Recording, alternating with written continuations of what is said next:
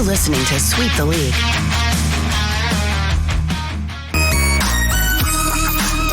Hey, this is George Iceman Gervin, and you're listening to Sweep the League Radio.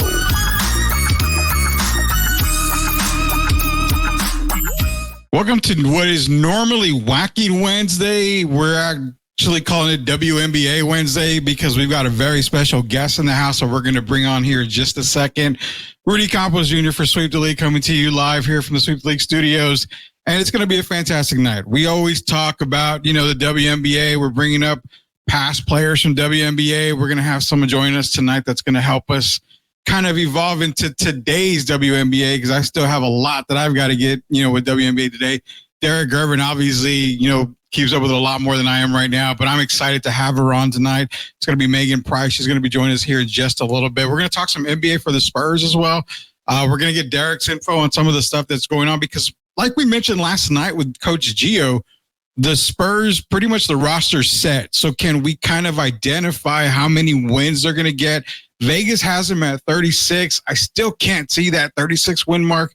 We'll ask Derek and Megan. We'll get their opinions. And you know what? We'll talk about anything and everything else outside of the sun here. Let's bring them on, man. First, we're going to got the guy, the man, the myth, the legend himself, because I got to introduce him. From here on out, he's introduced as UTSA Hall of Famer Derek Gervin. I'm going to introduce you like that from here on out.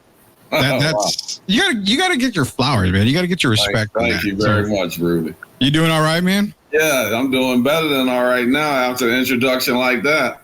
Thank you very much, my man. I love you and I appreciate you. Love you too, man. I got to top it. I think what we're going to try to do is we're going to try to get some fireworks in the background, give you an entrance because we got taken over by wrestling guys too. So we got to get the entrance going, but let's not waste any time. From 806 Sports Radio, 1440 AM, KPUR in Amarillo. She covers the Sod Poodles, Team USA and Dallas Wings, WNBA Dallas Wings. She's the host of the Sip Off, Chicks and Salsa, 3 Chicks in a Pod. She does it all, Derek. She does everything, and I follow her work for a very long time. She's actually, we're going to have a little, I guess not a hint or a fact here is that she actually hosted a Sweep the League episode back in the day when I was out. I think I was on vacation, and her and Rock and Stats were on the show. So she actually hosted an episode. Let's bring her on in. It's Megan Price. Megan, how are you doing tonight, Megan? I'm doing really well. Right before I came back in, I was getting my steps in, my Twitter group. We got a step challenge going. So I just want to shout out KKN. We're getting our steps in. Yeah, awesome. I used to do a lot of steps, but since I moved, right. I live in like the country now, so I'm scared of snakes and spiders. Oh, I get it. I get it. Yeah, when I get home, I kind of walk around my house. I don't go outside anymore. Okay. I kind of just do life myself. But welcome to the show. I know you hosted an episode a while back of Sweep the League. I hope the guys treated you well, because if not, they were great.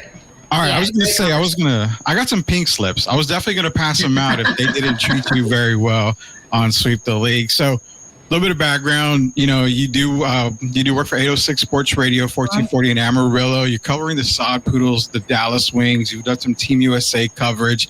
Real quick, give us a little bit of background on everything that you've been doing in sports media, because like I said, I've been following you for a while, but a lot of our listeners may not have. So give me a little bit of background real quick. So my sports journey started a really long time ago. My dad was a sports writer, wrote for the Canyon News, the Midland Reporter Telegram, the Lubbock Avalanche Journal. And so when Cheryl Swoops was winning a championship there in Lubbock, I want to say I was 9-10 years old, and my dad was covering her. And then currently I am able to cover Leah Chavez, another generational talent out of Lubbock. She is the #1 recruit for the 2025 class. She's amazing. If y'all have a chance to ever check out Leah Chavez, she's phenomenal. But, just kind of one of those full circle moments for me to be able to cover generational talent from Lubbock, like my dad did with Cheryl Swoops. Really enjoyed that. And then my life kind of took a turn outside of sports. And I think a lot of us, once you don't make the college team, your life kind of goes a different direction, right? And when COVID happened, I got into podcasting. It started just as a 5-minute segment as a Dallas Cowboys rep, and we all know how the 2020 season went for the Cowboys. By November, I was ready to talk basketball. Dak had broken his leg, and I was incredibly sad. So it was like, I want to talk basketball. That is my niche, and it's what I enjoy. And before you know it, like, I own 6 different podcasts, and 806 Sports hit me up to be the host Monday through Wednesday, and I really enjoy that, being able to cover a lot of local sports. We get to cover Texas Tech quite a bit as well. And then for the Sod Poodles, I actually do production for, so I'm on the other side of the camera, and I want to say that is probably the most challenging job I've ever had. I learn so much every single day that I'm in there, and if you think just being in front of the camera is tough, try getting behind the camera. Making clips, doing audio, doing Crossfire, and then like not only are we doing the stuff for the stadium, what the fans that are in the stadium, we're also doing the production for the broadcast that's on MILB.com as well. So super busy this season, and kind of looking forward to baseball season wrapping up. Awesome, man. Derek, I enjoy it. I'm just busy. Oh, no, I totally get it. Derek, she's got a resume that, outshines mine, definitely, with everything that she does. I've been a cameraman for wrestling, RCW wrestling one night. And that's really cool. No, it's not, because you have to get hard. the camera. It is hard work. In between the ropes, and I'm like, the guy in my ear is screaming like, you need to get a better angle. What angle do you want? I mean, I've got a right here next to me. He can walk on. It's just terrible. So don't ever want to have me on the camera at all. But thank you again for joining us tonight. We're going to get into our first segment. And the first segment is brought to you by MCS General Contracting. MCS General Contracting, Leha and the boys out there. I mean, you know what? They do the best foundation work. When we talk about family, as always, we talk about building your first home or a home from the ground up. You start with a great foundation. MCS General Contracting, proud sponsors of Sweep the League. We actually have a bump for the WNBA. We're going to play that bump right now. It's been a while since we played it, so give us a couple of seconds.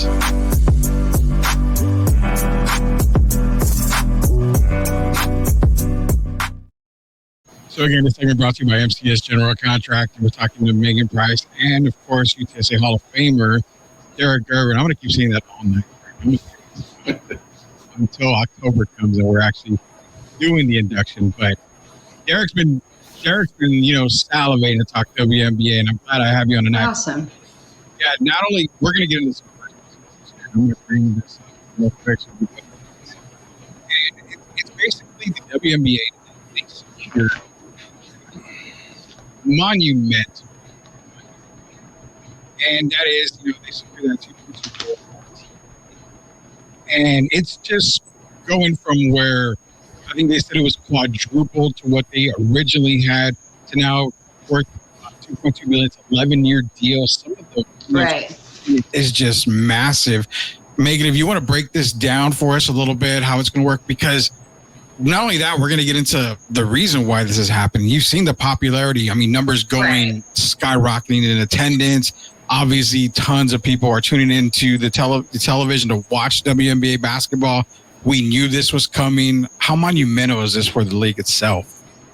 It almost feels like just a sigh of relief. Like, we made it. It's kind of what it feels like. Finally, we will be able to get some good TV slots. People are seeing the value in the league and advertising, because obviously we know what advertising is to this business, and it really makes the league.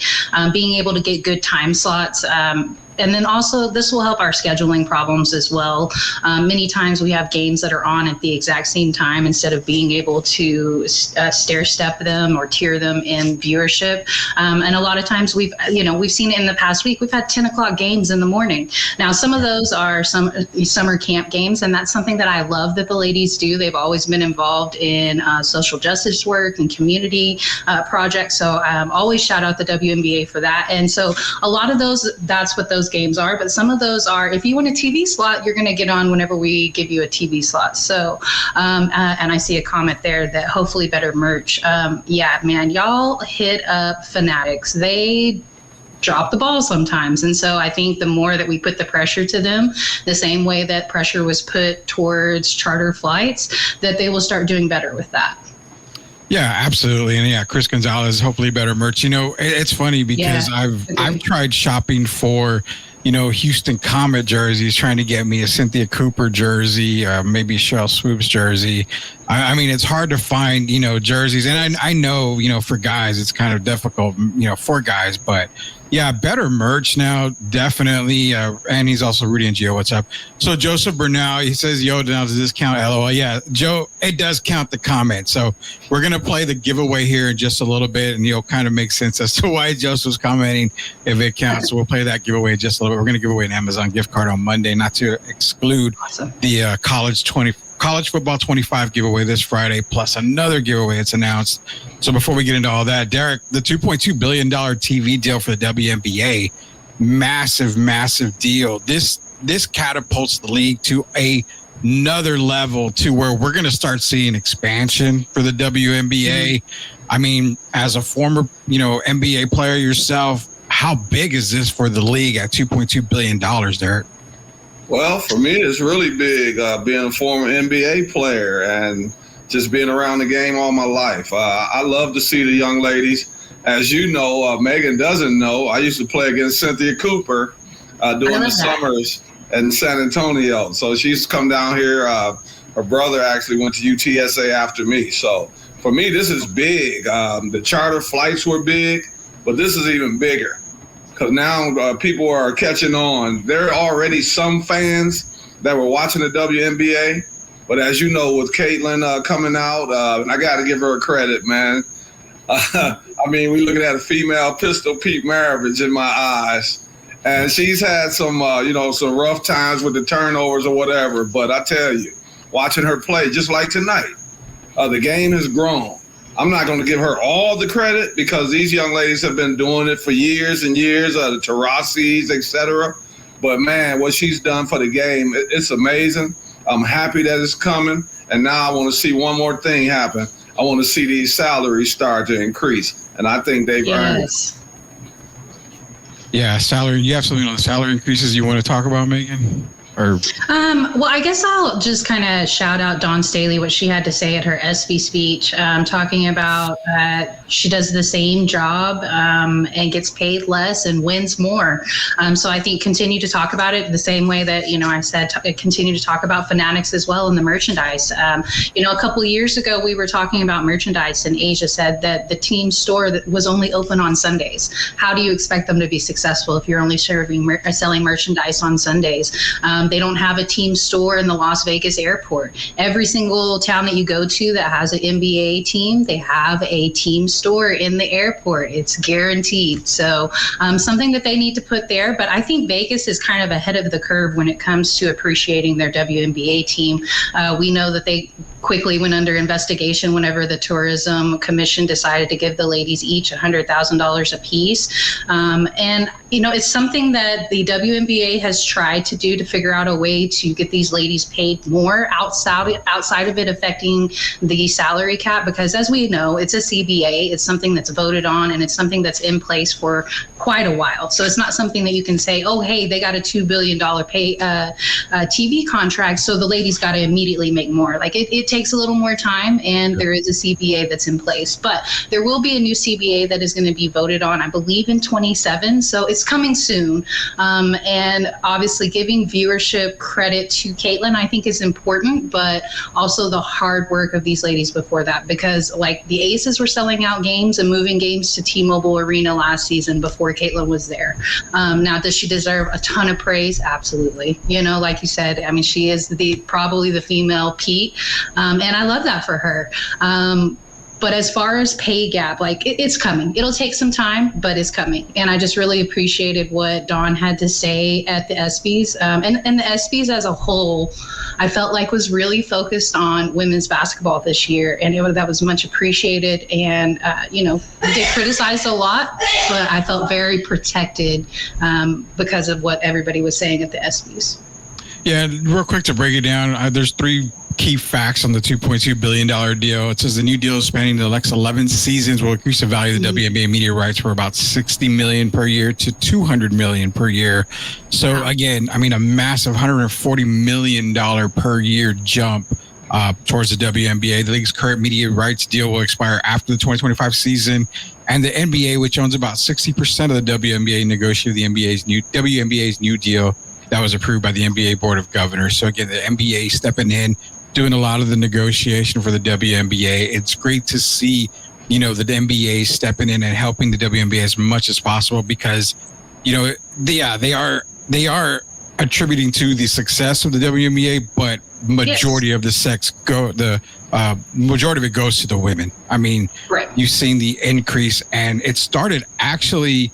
I feel like we had the momentum with the WNBA in the beginning. You had, the big three, which was Cheryl Swoops, Rebecca Lobo, and Lisa Leslie. You saw Cynthia Cooper. You saw the dominance of the Houston Comets, the New York Liberty with Teresa Witherspoon. I mean, you saw all of these foundation pieces starting to move with the WNBA. One of my all-time favorite players from back then was Tisha Penicheiro. I used to watch her, Yolanda Griffin. So, I mean, I love those players. It obviously went, to Maya Moore, Shamika Holdsclaw. There's a lot of players that have laid the foundation, and this now, Asia Wilson, the aces, Kelsey Plum. That's kind of when I started to see, okay, the league is starting to rise after the aces had this success, bringing back Becky Hammon to be the head coach. I mean, now it's just massively bigger than anyone can imagine. Chris Gonzalez talking about add more teams. Well, let me go back to those cities, which teams were Houston, Detroit, San Antonio, Utah. I would like to see them come back. Oh, go ahead. I think it's vitally important to bring back the teams that have championships. So that means Detroit, because they have 3 championships. That means, bring back the Shock, man. And they are in existence, but they're not a part of the WNBA at the moment. Because as we know, the Shock, the former Shock, is actually Dallas now. And shout out Dallas, y'all got to win tonight. Much needed win. It's tough at the bottom, going through injury problems, but being able to beat Indiana, that's great. And then who's the other team that has a championship? Because we know Houston has 4. Yeah. Houston has 4. Seattle has 4. Minnesota has 4. I'm trying to think. Washington has 1. No, there's one more that is in existence that I would like to bring back. But I think that it is very important to bring back at least the teams that have championships, because you can't tell the history of the WNBA without those teams. Now, we know that the league went through some really horrible money management problems in the late 2009, 2010. And then, so the Comets are still tied for first and haven't been in existence since the 2009. So the first team I would love to see come back is Houston. I do think that the team that they've added in the Bay is going to be super important for the league. That is a popular area for basketball. And as we know, Golden State works well with the women's league. So I feel like that was kind of a no-brainer. Now, and I actually like the team going to Toronto as well. Would love to see the Charlotte Sting back. However, they did not have a championship. So I think most important, bring back those teams that have championships. Yeah, and securing this kind of deal, this media deal, is going to actually help a whole lot. It's going to expand the league. You're going to see a couple more expansion teams come in, obviously. And not only that, you've got players still coming out of college. Derek always talks about, was it Juju Watkins, Eric, out of USC? Right. Oh, yeah.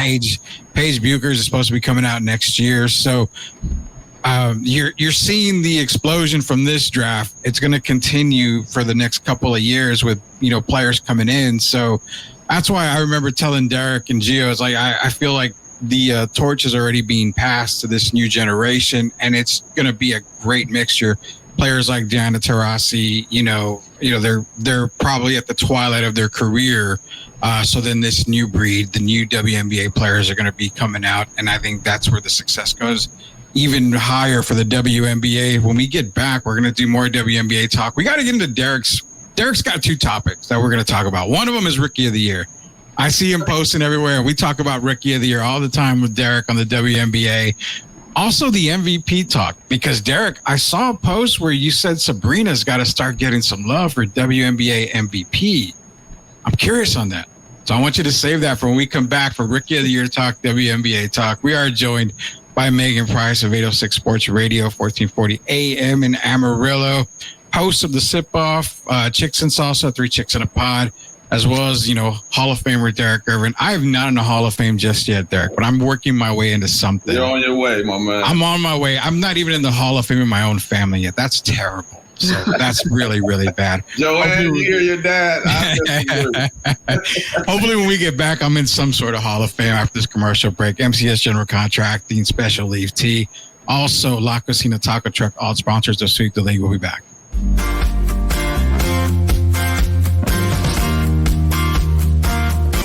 Are you looking for a contracting company that gets the job done right the first time? Look no further than MCS General Contracting. MCS specializes in top quality concrete work, including patios, driveways, foundations, and swimming pools. The team of experts are dedicated to delivering exceptional results and unparalleled customer satisfaction. At MCS General Contracting, they're not just hardworking, they're local. Based in San Antonio, they are committed to building relationships and trust within the community. That's why MCS guarantees your satisfaction. They pride themselves on getting the job done right the first time, every time. So why wait? Contract MCS General Contracting today to schedule your project and experience the difference for yourself. MCS General Contracting. Building a better San Antonio, one project at a time. Proud sponsors of Sweep the League. Hey guys, are you ready for a flavor explosion? Look no further than La Cocina Taco Truck, serving up the best street tacos and quesadillas in New Braunfels. With a 5-star rating and rave reviews, they're not just a taco truck. They are a taste sensation. La Cocina staff is the best in town and pride themselves on making every customer feel like family.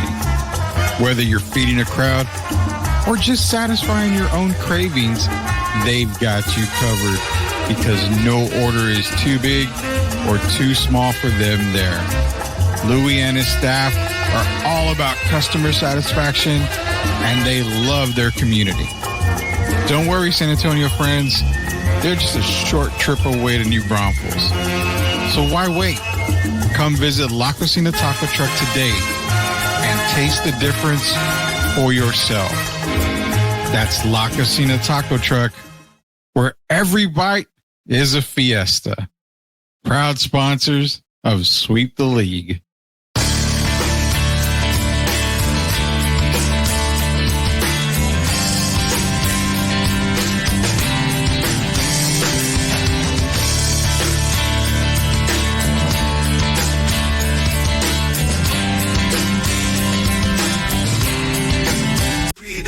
The mastermind got the team what we need. 5 rings deep, we the dynasty kings. From the Alamo Dome to the banners we bring. Respect the. All right, welcome back to Sweep the League. We're joined by Hall of Famer Derek Irvin, host of Sweep the League, and Megan Price from 806 Sports Radio, 1440 in Amarillo.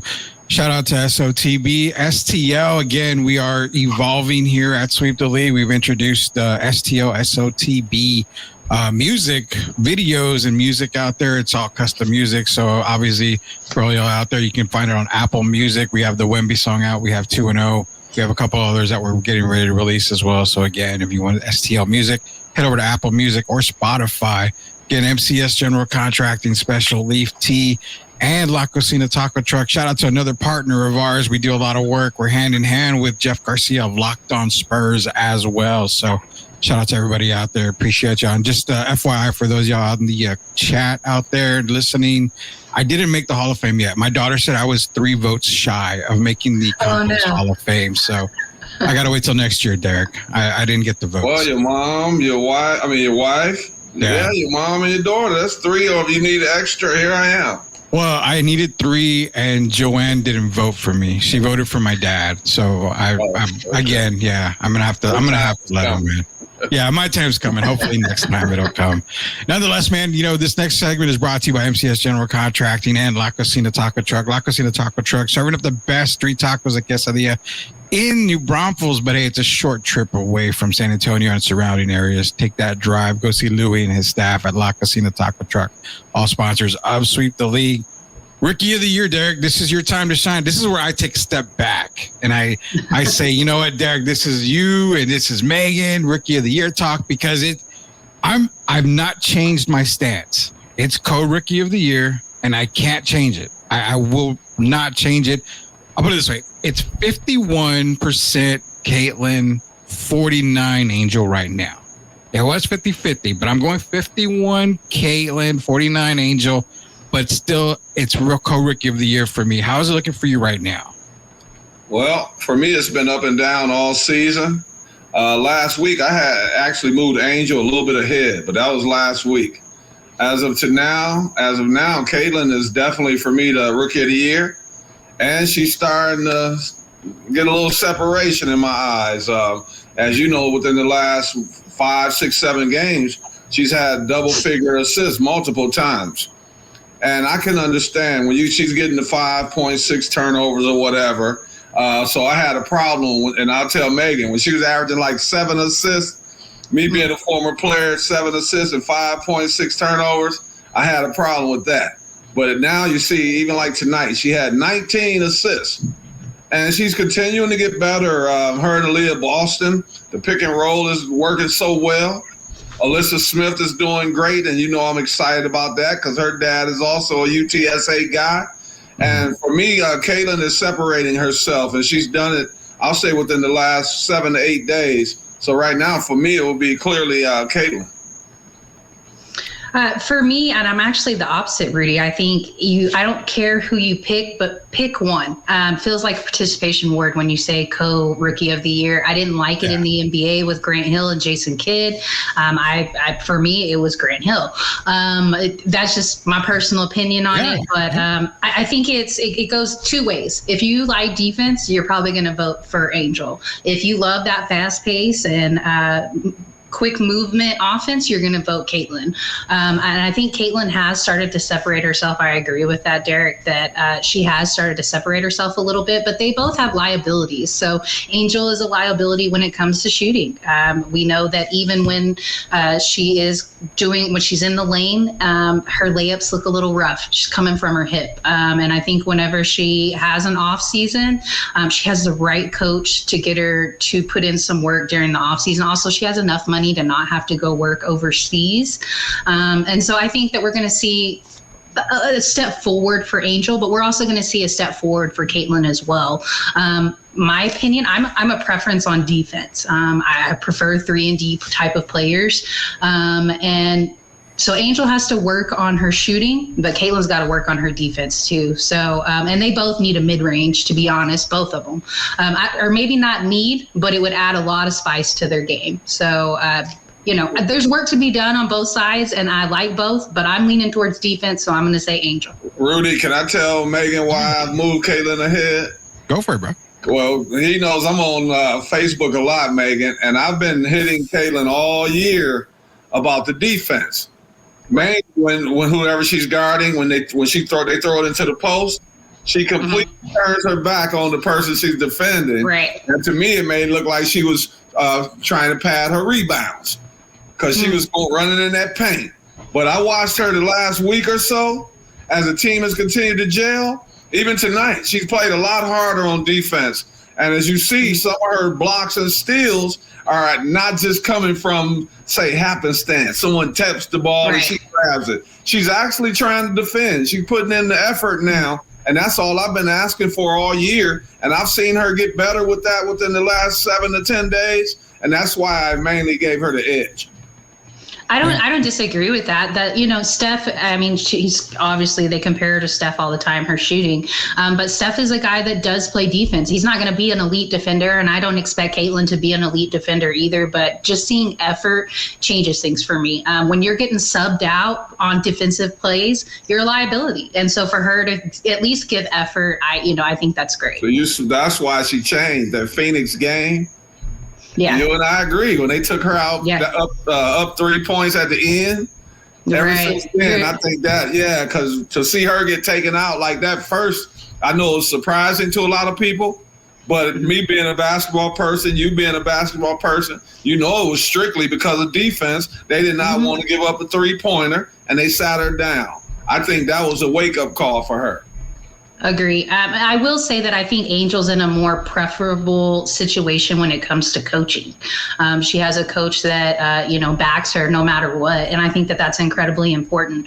I would like to see Caitlin adopt the same attitude that I see out of Angel as far as holding her teammates up. Like when she sees her teammates struggle, you see Angel talk to them.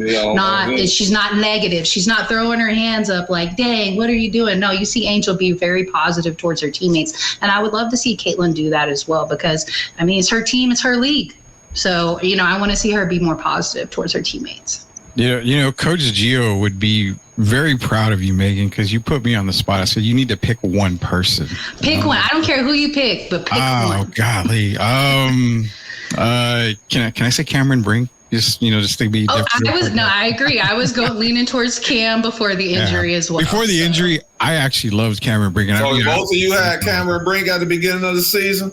I did. Sure so did I. And I just think that she's a multifaceted player. She's going to only it was just sad to see her get hurt. And I can't wait that she comes back. I think she was on to something special. And her and Rakia Jackson, I think, we're going to play really well together.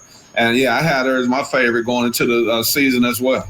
Yeah, and that's what shows about the WNBA. It's in good hands right now with a lot of these players. But if I have to pick one, obviously I'm probably going to go with Caitlin right now. She's balling out, man. And I'm not going to go with the typical guys that are on, the national media saying, well, we got to wait till, who has the better record. This is going to be a case of better record. No, it's obvious right now who the better player is. And for me, it is Caitlin Clark overall. So, like I said, right now it's 51% Caitlin, 49 Angel. For all we know, Angel could just go dominant, be dominant later on. And there you go. It goes back to Angel Reese being on top. But nonetheless, no matter what, the way we look at it, the rookie class, they're playing fantastic. They're playing really good this year. I'm excited. A lot of people are excited for the WNBA rookie class. And now we're going to go to the vets here. We're going to go to the veterans, because here I am scratching my head like, wait a minute. So I know A'ja Wilson's MVP. Like, she's number one. She's number one in points. She leads the league in rebounds, leads them in blocks. She's top 5 in steals. That screams a 3-letter word for me. But then Derek says, hold your horses. Sabrina's got to be in there. Where does the Sabrina talk? I'm not arguing with you or disagreeing, but I need to be convinced that Sabrina needs to be in that conversation with A'ja leading 3 categories and top 5 in one. Well, Rookie of the Year is about what you do as an individual. MVP is about what you do for your team. Angel started off, to me, as a unanimous. A'ja, for me at first, was a unanimous MVP. But, of course, they hit a little spell where they went through some losses. Chelsea Gray was out. And if you look at the Liberty, 21-4, Rudy. I know. And that's it's all about what have you done for me lately. If you look at them right now, they're 9-1 in the last 10. They're playing without last year's MVP, Breanna Stewart. Yeah. So Jonquel Jones and the group is playing well. But who is the key right now? Who is the conductor of that team? And that would be Sabrina. And you watched her just the other night. She had 32 and 6 rebounds and 5 assists. I just think she's got to be in the conversation. I'm not saying she's the MVP, but you've got to put her in the conversation. And as the season winds down, they continue to win. It's going to be hard to just ignore her. Yeah, I get it. Real quick, let me get this, Megan, real quick. If you want to call in, guys, our call-in number is 830-499-1852. You want to drop some WNBA comments, questions, again, 830-499-1852. You can talk to Megan, Derek. You don't want to talk to me. I'm terrible. So just give us a call. But, I wanted to say that's what I wanted to get at on the MVP before I shoot it over to Megan, because that was the only point that hit my mind, Derek, was the record. And now Vegas doesn't have the dominant record that they have had in past, and New York is the best team in the league. I was like, that's got to be the main focus as to why she's got to be MVP. But then you drop in the Breanna Stewart mention as well. So then that kind of makes it a little bit more tasty for me to look at Sabrina now even though personally I still have Asia, I mean, I get where you're coming from with Sabrina. Megan, what do you got for us? I don't mind her being in the conversation, but I'm leaning more towards maybe MIP for Sabrina. She probably doesn't have the numbers for it because we all know that she can shoot. But I like the defensive effort that I've seen out of Sabrina this year. This is something that, we were just talking about with Caitlin. And if Caitlin is able to do that with her game as well, just effort. I don't expect you to be an elite defender, but effort. That's all I need from you. And we're seeing that from Sabrina this year. So I actually don't mind her being in the conversation. But if I'm going to pick anybody other than Asia, because for me, it's pretty clear it's Asia. All the injuries that they've had on Vegas, they don't make it where they're at right now without Asia. And so I do like that definition because who you are to your team, that's the definition, where Rookie of the Year is more of an individual award. Last year, it probably, if we're going off that definition, it probably should have been AT, because of what they did with all the injuries and her playing out of her position. Yeah. But I don't think it's anybody but Asia. But if I'm going to pick somebody other than Asia, I'm going to pick Fee. MVP Fee is what I've been calling her all season long. They look pitiful without her. And so that's my pick. If it's not Asia, it's Fee. Can I go to the NBA really quick? Go for it, man. I'm just going to bring up the memories. There's a guy named Kobe Bryant, rest in peace.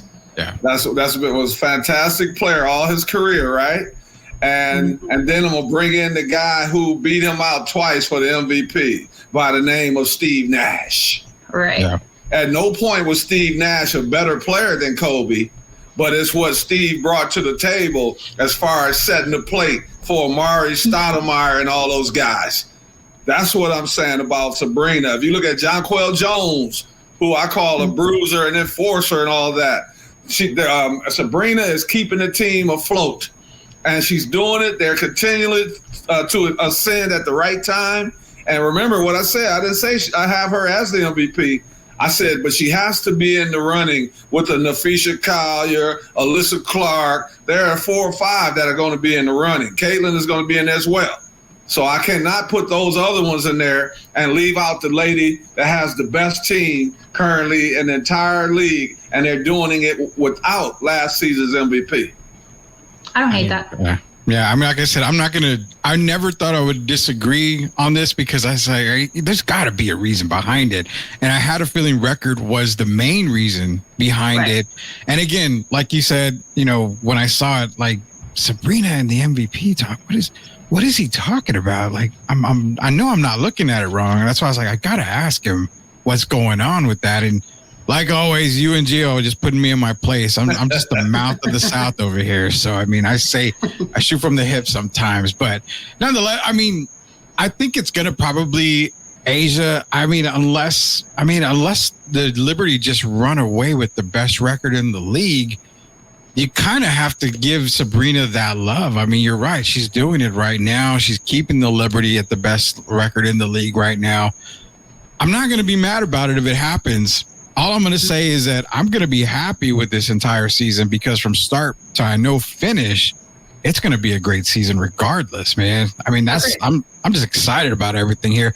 Even all the headaches, and I call them headaches because people call it a black guy on the league. People say, it was a bad look, stuff like that. When you had the Kennedy Carter incident, Angel Reese and all that was so with Caitlin Clark, all that's kind of blown over, smoothing over and all that. I think it was made more than what it was actually supposed to be. I mean, basketball is a physical sport. I mean, it's a physical sport. Come on, even at it was a hip check, y'all. Watch an NBA game, you're going to see it all game long. Yeah. I would like to see Caitlin D up against when those moments happen. D up, fight back. Clark, Rudy, who did you mention? Who did the move on? Caitlin gets bumped, Caitlin Clark, and then who's the one that pulled down Angel Reese? Alyssa Thomas. Alyssa Clark in the house. Yeah. I mean, it's it's a fun season, and that was actually where everybody thought, oh my God, this is terrible. Look, man, Go back to the 80s and 90s, Derek. It's their first year watching. You can tell because it's not a season until DT gets ejected at least twice. It's a physical game. Candace Parker's been thrown out of games for brawls too, y'all. So you can just tell people who haven't been watching very long. I was going to say, back in Detroit, they had that brawl. Megan, I got a quick question for you before Rudy starts. Don't you think the way we're headed, it's going to be a little scary next year because Caitlin's only going to get stronger and she's going to continue? I think that we're actually seeing like Aaliyah Boston come into her own as well.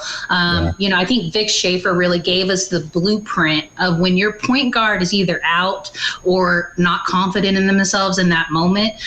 He had Madison Booker come up for Texas when Rory Harmon got hurt, and he had her run the offense as a point forward. And I think you can do that with Aaliyah Boston there in Indiana as well, and have her not necessarily, or maybe co-share the duties of running the offense. And it seems like they're starting to figure that out. The best move that they could have done was bench Erica Wheeler. And while I know she's a walking bucket, she plays selfishly. Her and Kelsey Mitchell both. When they're both in that starting position, they play very selfishly, and it's not up to benefit to them. Yeah, they're going to put up 20 to 25 points apiece, but they're not going to win those ball games. And Aaliyah Boston was not touching the ball. Caitlin Clark was not touching the ball as much as she needed to. And we all knew what the pick and roll situation was going to look like when we knew that Indiana was getting the number 1 pick. We were all salivating, waiting, because that pick and roll between Aaliyah Boston and Caitlin Clark was going to be a beautiful thing, and we didn't see it in the first part of the first month of the season. And now they're kind of starting to figure that out. Erica Wheeler's coming off the bench, and that's the right move. And anytime Kelsey starts playing selfishly, I think you put that out there too. Like, you can go to the bench with Erica if you want. Like today, she only had 6 or 8 points, but exactly. But you're right, because sometimes her scoring has been dominating the team, but in a negative way. Mm-hmm. And a lot of people don't seem to understand about basketball. It's not always about you scoring. It's about how you're scoring. Is it affecting the team in a positive way or a negative way? So Christy Sides seems to have figured that out, and right now she's making all the right moves. Exactly. I completely agree with that. Yeah, so Tim Gonzalez, real quick, before we go to commercial break, Tim Gonzalez had a comment, and I'll bring this up right now. He was asking Megan. I'm going to ask both Megan and Derek on that. Who's the most underrated WNBA player of all time? Wow. Whichever one wants to go first, because I don't want to answer this right now. You guys are taking over this show when it comes to that. Underrated. The most underrated. Now, I know a player from back in the day. I'll just say I know a player from back in the day that was vital, that was very important. And a lot of people, unless you really followed the league, you didn't know about her really. But she was a real vital piece to a lot of to the team itself, and that was Kim Perrott for me back. I was gonna say her. I have somebody else in mind too, but I was gonna say Kim. Yeah. Yeah, Kim Perrott was rest in peace, Kim. When you're talking about an important piece to a team, like for you Spurs people out there, like the Manu Ginobili, the glue to the team that just makes it all turn. Kim Perrott is one. If you want to look up, highlights, look up Kim Perrott. That's my most underrated. Sabrina in that school is okay. Okay. What I say? Sabrina getting all the awards. Hey, Rudy, you really got me a little emotional, man. I think both of you and Megan, that was excellent pick, man, to remind people. Kim Perrott, wow. Yeah. Well, I'm going to let you guys take the rest before we go to commercial break. So, Megan, Derek, whoever wants to jump in, give me your most underrated. I'm actually going to say somebody that when she was incredibly important to the Spurs. She's a champion finally there in Vegas, but she never won a championship as a player, and that's Becky Hammon. Now, she is a part of the 25-year anniversary team, so I don't think that she's completely underrated, but she played for New York for a long time, never won a championship there. New York has never won a championship. She came to San Antonio, got injured, never won a championship. So she went to the Spurs after 14, so she didn't win that championship with them either. So to finally get championships there in Vegas, I felt like she was probably very underrated. She's a 5'6" guard that went undrafted and just would not go away. So I love me some Becky Hammon. Becky Hammon. Who you got, Derek? Mine is kind of weird because she is known, but to me, she's not. She doesn't get the notoriety that she deserves. as like a top 5 player all time. And for me, I told you that's Lauren Jackson.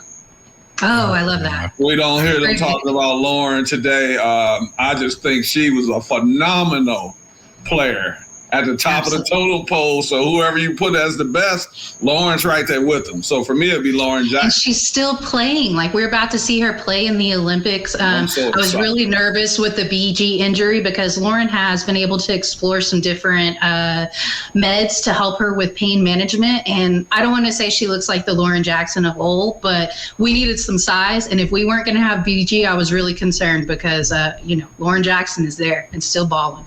Still balling. Lauren Jackson. Before we go to commercial break, I want to drop one more. And another player that I would probably say didn't get a whole lot of love, but was a pretty damn good player was Jennifer Azzi. She played for the Silver Stars as well, for Utah as well. That's another player that I've always I admire her game so much, but didn't get the love that she deserved. We're talking WNBA. It's WNBA Wednesday. We're here with Megan Price. 806 Sports Radio, 1440 AM in Amarillo.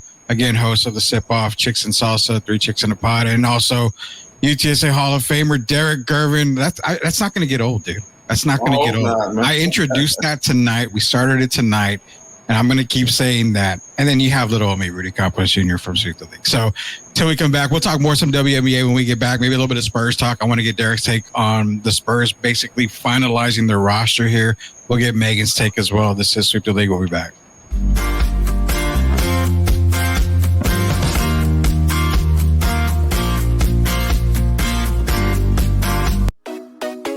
Can you imagine a world where nature meets wellness, where every sip you take nourishes your body and soul?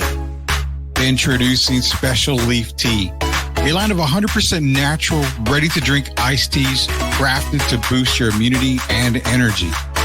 With 4 unique flavors to choose from, as in hibiscus blueberry, tangerine ginger, pomegranate blueberry, or the original, you can indulge in the perfect blend of taste and nutrition.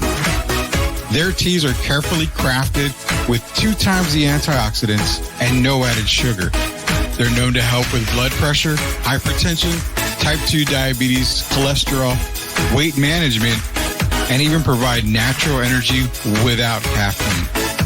Join the movement towards natural wellness. Order now at www.specialleaf.com and start sipping your way to a healthier, happier you. Special Leaf Tea. Nature in every sip.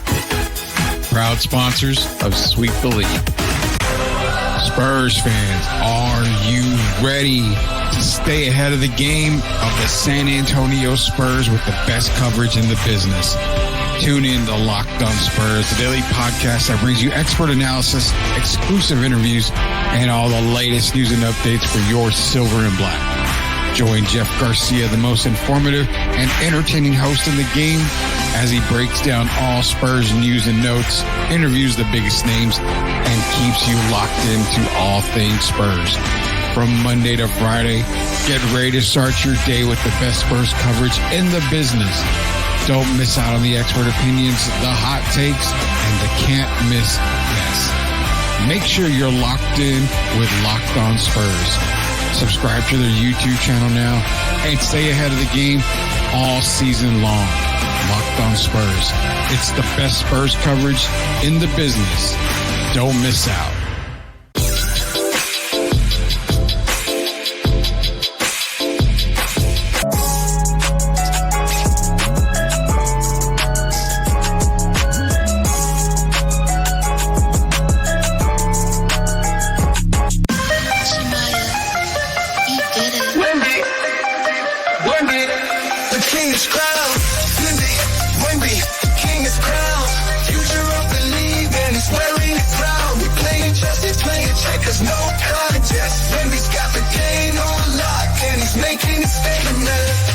Talking about Wemby, the next in line, future of the league, and he's shining fine. All right, welcome back to Sweep the League. It's my first time hearing it. I love it. Really? It's Wemby time. Yeah, the Wemby song is out, The Crown. It's on Apple Music. That was actually our first release at STL and SOTB. So Yeah, first release. Guys can go get it at Apple Music and Spotify. Pretty much wherever music's available, you can go download it. That is the Wemby song, first one issued by STL and SOTB. We actually got a phone call coming in here, so real quick, let me get to the MCS General Contracting Special Leaf Tea and La Cocina Taco Truck. Let me take this phone call here. Caller, you are on the air with us. What do you got? What's up, Rudy? What's going on, man? How you doing? All right, you know it is. Puro Blue Devils, man. I know the Tar Heels suck. Jeez, man. I can't go a day without having that happen on the show. What's going on, Tim? How you doing, man? I'm good, man. Hey, what's going on, Derek? Hi, Megan. Hey. I was gonna ask you a question. I know, I think yesterday or the day before, Rudy, you were saying about Cynthia Cooper. I think that was the girl. I wanted to ask Megan, who was her WNBA player that she started falling in love with, that got into WNBA basketball? Who was that one player? I can give you mine. Mine was Jeanette Arcane. I was a huge Jeanette Arcane fan back in the day with the comics. Houston Comics. Okay. And I like that. I like that. That was the player that I fell in love watching. That started into WNBA. Okay. And you know, Rudy, those days, those Houston and LA Sparks rivalries, you know how those were physical. Oh yeah. Oh. And and I think to me she was the one that was a key to the championships for those 4 titles. Yeah. I think she was a part of it. So I mean that was my player I used to grew up watching. And I wanted to ask Megan, who was that WNBA player that she used to watch? She got into WNBA. Awesome. Go for it, baby. All right. And also Derek, I don't know which player Derek was the one that he liked. So, but that's my question for tonight. Cool. So thanks for taking my call. Appreciate the call, Tim. Thanks for joining us tonight, man. All right, Megan, Derek, y'all are on the hot seat. The WNBA player, or basically female basketball player that got you into the game, man.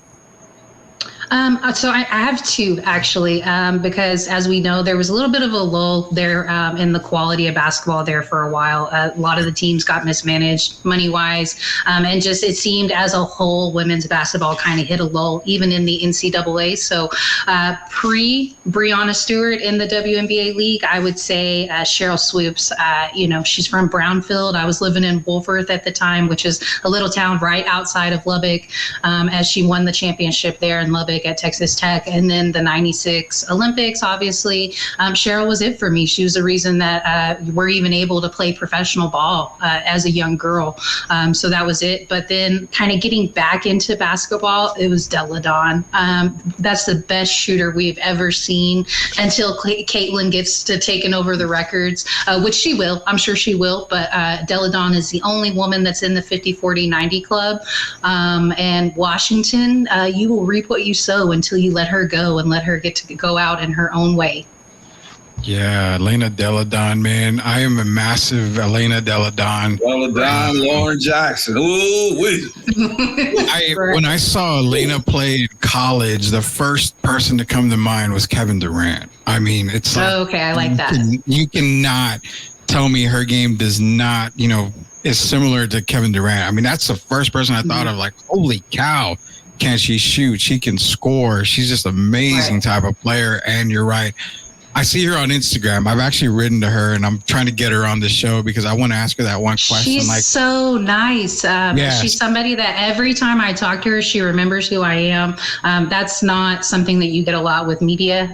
She's so nice to me. She's so personable, and she talks a lot about other things that, her sister has CP really bad. That's why things ended up not working out for her in UConn. So she ended up going and playing with Delaware so she could be at home. When she won her championship there in Washington, she did that with 2 herniated discs. She also has residuals from Lyme disease that she got in high school. So every day is a battle for her. And she just leaves it all out on the court. She's given everything that she is to this game. And she's still just such a humble, nice person. So I bet reach out to her, man. I bet she will.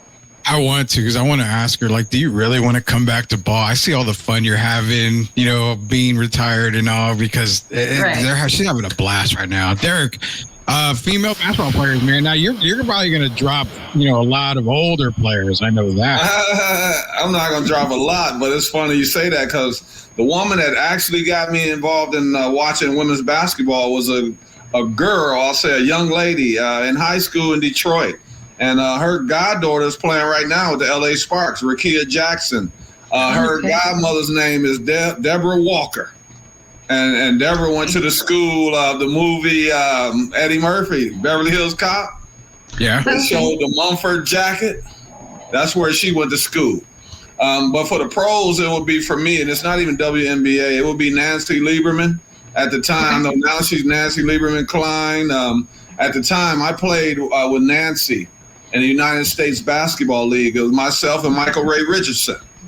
And the coach at that time was Dean Meminger, rest in peace, who used to play for the Knicks during their championship days. So for me, it'd be Nancy Lieberman. And then the last one, of course, would be Cheryl Miller. I got to meet her when I was a freshman in college at UTSA. And we went out and played against the USC men. And I got to meet Cynthia Cooper, Cheryl Miller, and, of course, the McGee sisters. So for me, it would be Cheryl Miller without a doubt.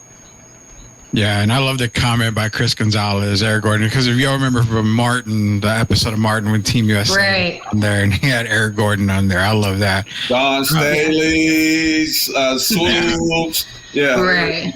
Yeah. There's just so much history in the WNBA. It's amazing because if you're a fan of basketball, you should know a lot of the female basketball players, especially when the WNBA was brought in. You know, like we mentioned a couple already. The big three were Lobo, Swoops, and Lisa Leslie. Cynthia Cooper had her coming out party. For those that didn't know her, you knew about Cynthia Cooper. That was Michael Jordan of the WNBA to start, you know, the WNBA. The whole foundation was that. Tina Thompson is another one. Thank you, Rudy. You keep talking about big three. The big three is Tina Thompson, Swoops, Cynthia Cooper, and Swoops. That's your original big three. Wait a minute. I'm saying big three as in the three women that they started the WNBA with. Right. The We Got Next campaign. Yeah, but I had to go with those 4 championships. I'm like, man, and they down here in Texas. I know. You know, I think you got to credit Coop too, because everybody talks about Manu being the one that brought the Euro step, and I want to say I feel like Cynthia was doing it before Manu. Manu didn't get here until 2001. Cynthia Cooper brought it back because we all know when she started playing in the WNBA was the tail end of her career, so she had been playing overseas for a really long time, and I kind of feel like Cynthia is the one that brought the Euro step to the United States. She is. Yeah, there's no doubt about that. She Elgin Baylor originally, but for this era, yeah. Right. I mean, Manu perfected it. Don't get me wrong, because that's my favorite spur of all, too. No argument here. I watched her do it in the gym playing against a bunch of guys. So I agree. Cynthia Cooper. You know, I love Manu Ginobili. I mean, it's weird because we kind of talk a little smack about him every now and then, and I have no disrespect to Manu. I love him, but I've always said that Sarunas Marciulionis was Manu before Manu was in the NBA. Okay. Everything I saw Manu do, I'm sitting back like, I've seen that before. I've seen that before. I've seen that behind the back lay. I've seen that before. That was Sarunas for me way back then. But that's a whole nother subject of who we can bring in. And, you know, who was now the Euro step. Yeah, Manu perfected the Euro step. But, you know, seeing players do it before him, no doubt about it. That's for sure. Great call from Tim. Appreciate the phone call. Yeah. Bringing up memories left and right. Anything on the as far as the WNBA goes? Like I mentioned earlier, we'll do this last segment here, then we'll head into some NBA talk here. But the future that we're seeing, you know, Paige Buchers, Juju Watkins, Ariana Robertson is another one that's got everybody eyes on. She's going to Duke for her freshman year. This league is not only getting better, it's evolving to that next tier of major sports where, you know, of course, you've got NBA, NFL, you've got MLB. Those are the 3 big ones. I mean, you can throw soccer in there as well, but the WNBA is starting to get that steam. How is there really no end in sight for the type of players coming out from here on out is the question I want to get to. Like I said, Buchers, Watkins, you know, Robertson, you've got tons of girls coming out still in the next few years draft wise. There's no stop to this momentum that we can see where we had that little break in the WNBA where it was like, okay, we have good players, we have dominant players, but it wasn't popular. Has that kind of already come to an end? I feel like yes. I feel like we're bridging that gap. Now, we've always heard about the difference between playing March Madness and you had sold out arenas, 40 and 50,000 people, and then you come play in the W and, they're not selling out and you're playing in front of maybe 4,000 or 5,000 fans. And that's why a lot of those teams went under. I think that they're bridging that gap, though. And we will see that. And I think we will also see the ladies that are going to transition to not having to travel overseas. Obviously, the season is not as long as the men's NBA, so they'll still probably be playing in a supplemental league, but we've also seen the league that Stewie and Nafisa Collier are coming out with. Athletes Unlimited is very popular too, so I think we're going to see the ladies not have to travel overseas as much, and maybe they will actually get a break, because the WNBA had to implement some rules this year that if you weren't with the team or you were going to play for your national team and you were an international player, you had to choose this year. Like, you couldn't come play your WNBA season and also play for your national team. So we see players like Emma Mieseman, who's playing with Belgium right now, and she's not going to play. She foregone her WNBA season.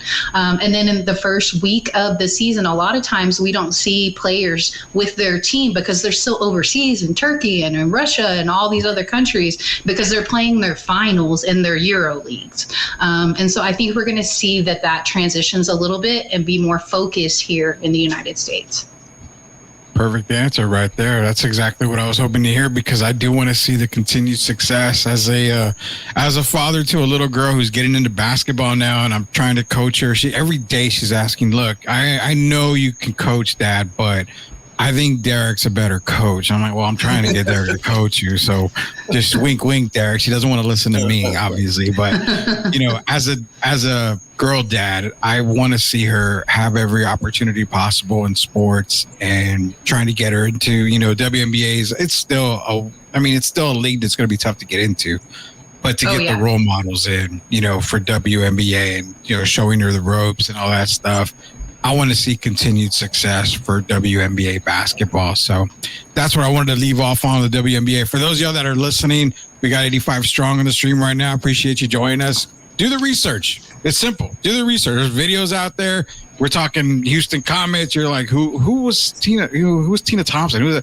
Just go do the research. Oh man, you can find. You got to get your life if you don't know who Tina Thompson is. Yeah, you can find it everywhere. You can find us everywhere. Like Derek says, you got to do the research. Ruth Riley, we can go on and on. Learn who some of these role players are as well. Yeah, Tim. Okay, real quick before we move on, Tim wants to know, Megan, your top 5 WNBA all time. I think he has me. Oh my gosh, put me on the spot. Okay. I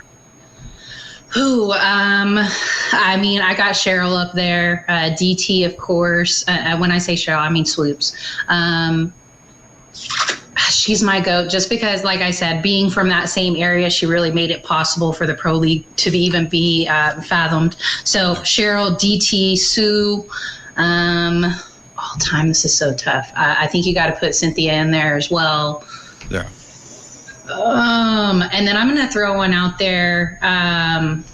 Cheryl Ford. I love me some Cheryl Ford. Yeah. Carl Malone's daughter, for those who don't know. Yeah. We don't claim him. Hey, I ain't mad at you, believe me. Hey, Megan, it's funny.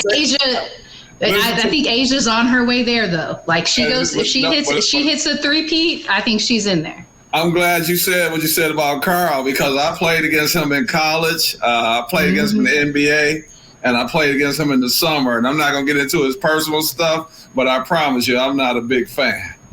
We don't claim him. He knows I'm not a big fan. Right. Can we show some love for, Margot Diedick as well? Another name that I like. That's a good one too. Rudy, I met her in the mall here at North Star. Really? Oh wow. Yeah, remember where did she play? You remember she was here? In San Antonio. Yeah, I met her in the mall at North Star. Really, really nice lady.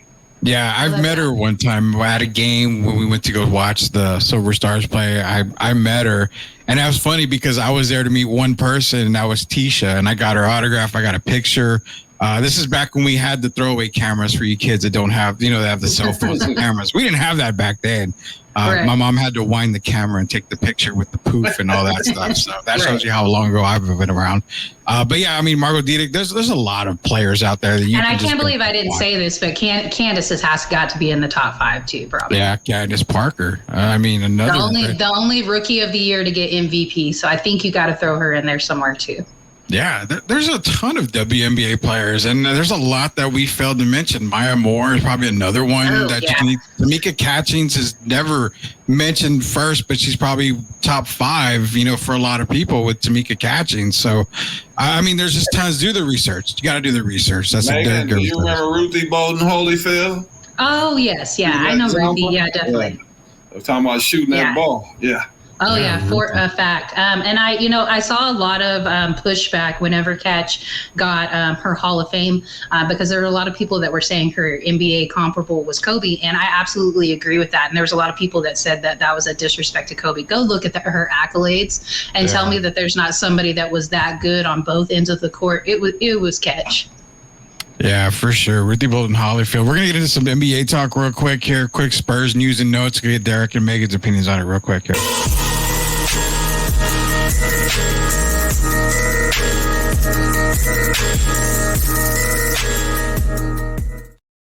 All right, last segment of the night is brought to you by MCS General Contracting, Special Leaf Tea, and La Cocina Taco Truck, all great sponsors of Sweep the League. Shout out to Jeff Garcia, Locked On Spurs. This Spurs segment is for you also. So basically yesterday, the Spurs decided we're going to fill out the roster. We're going to sign Mamu. We're going to sign Charles Bassey. We're closing it out. Unless they make a trade, I don't really see them adding anybody else to this roster. So having a night to think about it, I still had them around the 30-win mark. I mean, I know it's low. Vegas has them at 36. I've got them at 30 right now. Derek, I'm gonna crack the door open and say 31, maybe 32 on a great season. But with this roster intact, I know Chris Paul he helps teams win. But I mean, when he helps them win, it's not by leaps and bounds a lot of times. It's a few games here and there. As we speak for Spurs fans wanting to know, is Vegas right on 36, or do you have them higher or lower on that, Derek? Well, they won 22 without Chris. I think he's good for 6 games. Yeah. I'm going to say between 28 and 30. With this current roster, they're just not deep enough to contend with these teams, even the teams that are going to be playing teams. You're looking at the Houston Rockets and all these teams are continuing to get better. The Dallas Mavericks, the Pelicans, on and on and on. Yeah. I got to give them 30 wins maximum. And that's still an improvement from last year. That's a 25%, basically almost 25% improvement, but 30 wins, 30 and 52.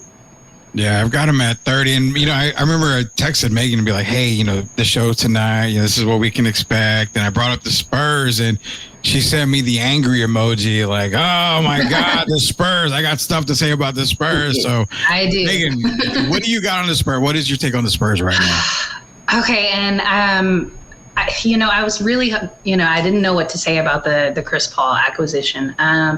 While I think he has a ton of knowledge, we have the most knowledgeable guy in the league coaching us. So I don't know that we need somebody that is more knowledgeable. I was hoping that we would go after a veteran star point guard, and Chris Paul is not that anymore. This is probably his last year in the league. That's why it's a 1-year deal.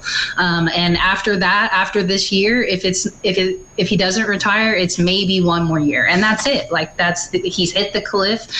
He was never a scoring point guard, but even his assists have gone down. I do think he's got an incredible mind for the game. I do think that I would love to see him on the sidelines coaching somewhere, like work his way up into a head coaching position.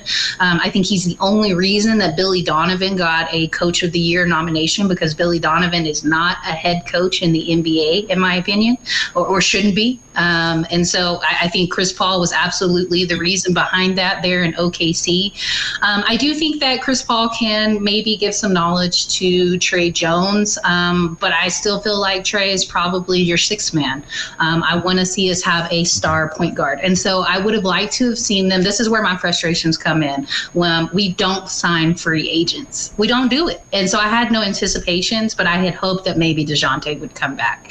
Obviously, Trey was linked to, Trey Young was also linked to San Antonio. Cade Cunningham was linked to San Antonio. I would have liked to have picked up Cade possibly. I was not on board for Trey Young. He's not a system guy. And if you don't play system ball, then you're not going to fit in there in San Antonio. So I just didn't think it would be a good fit. I wanted to see somebody better next to Wemby. That's my only gripe between that. So when it comes to free agency or the trade deadline, we usually don't do a thing. Now, signing Mamu to a 1-year deal, I wish we would have signed him to a 2-year deal. I think he looks really great next to Wemby.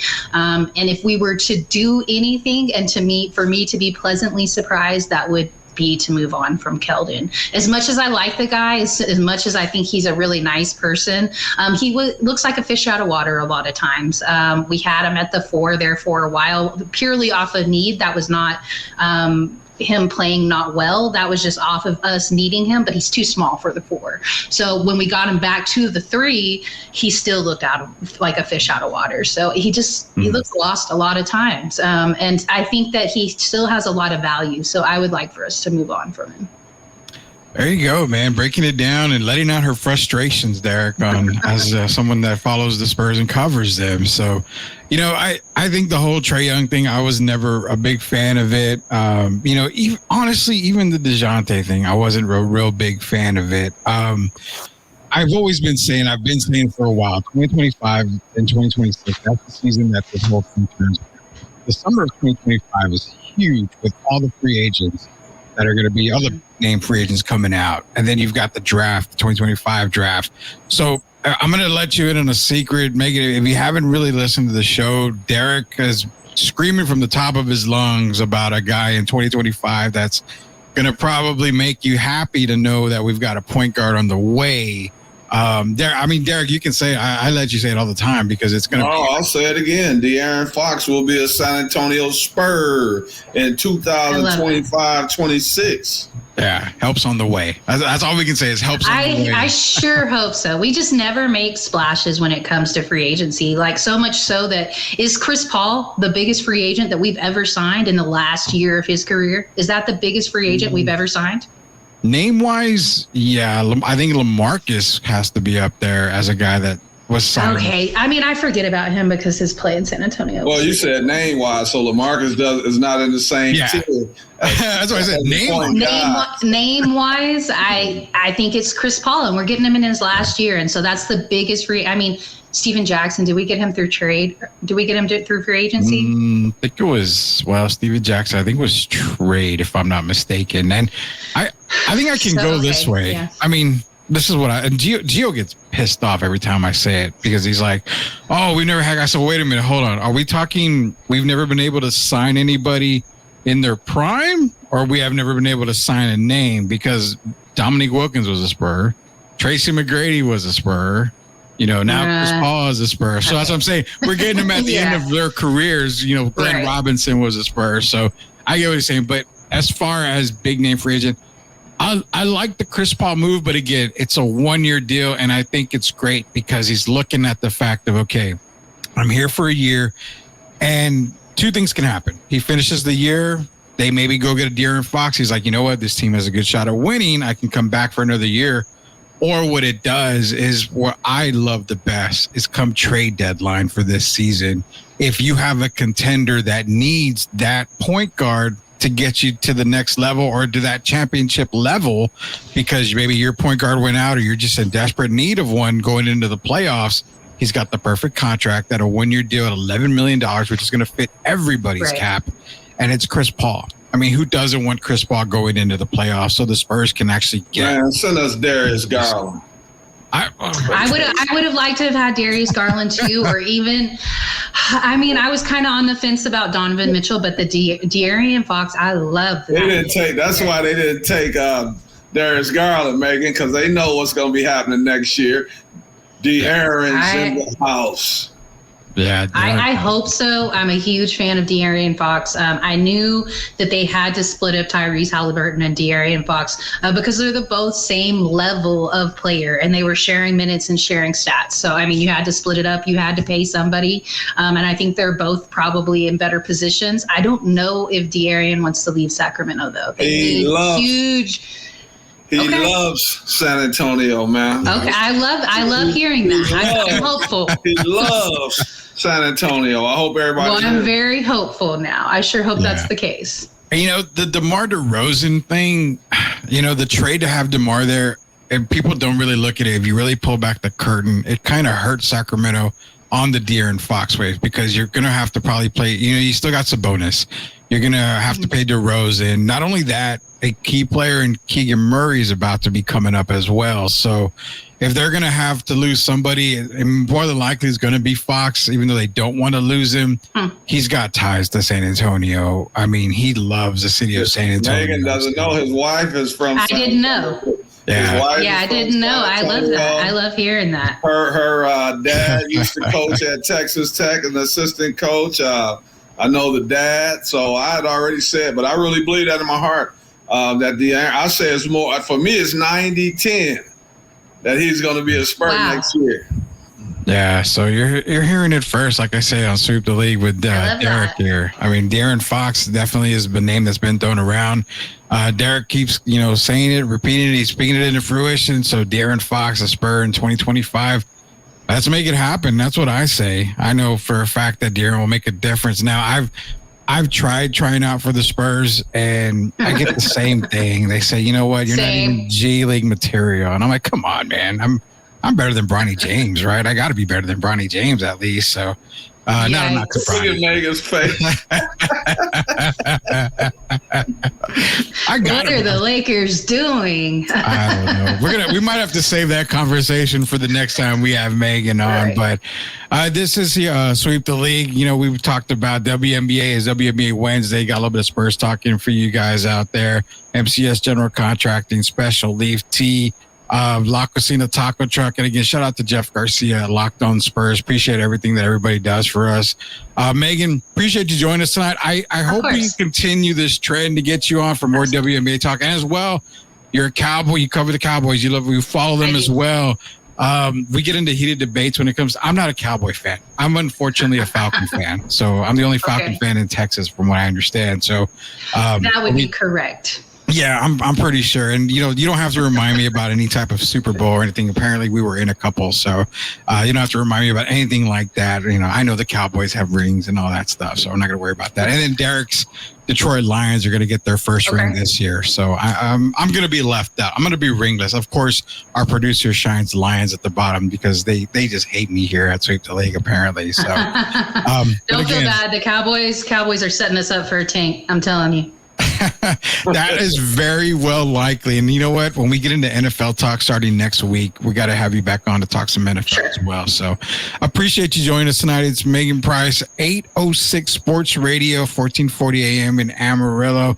If you go to our Facebook page, you can actually see her live on her Facebook page while she's on radio. So if you guys want to follow her there, definitely, she's a great follow. She does a lot in the podcast world. It's the Sip Off, Chicks and Salsa, 3 Chicks in a Pod. Like I said, I've been following Megan for a while. She does a fantastic job. One of the hardest workers in general for podcasting, for sports coverage. So appreciate everything that you do and all the coverage that you provide. And thank you for joining us here tonight. So for Megan Price and for, let me say it again, Derek, UTSA Hall of Famer Derek Irvin. I got to add something to that somewhere. Well, tonight, let's add Hall of Famer Megan Price, because Megan, you're fantastic. I appreciate it. See, you even got in the hall. How in the hell? I just keep getting overlooked and everything, man.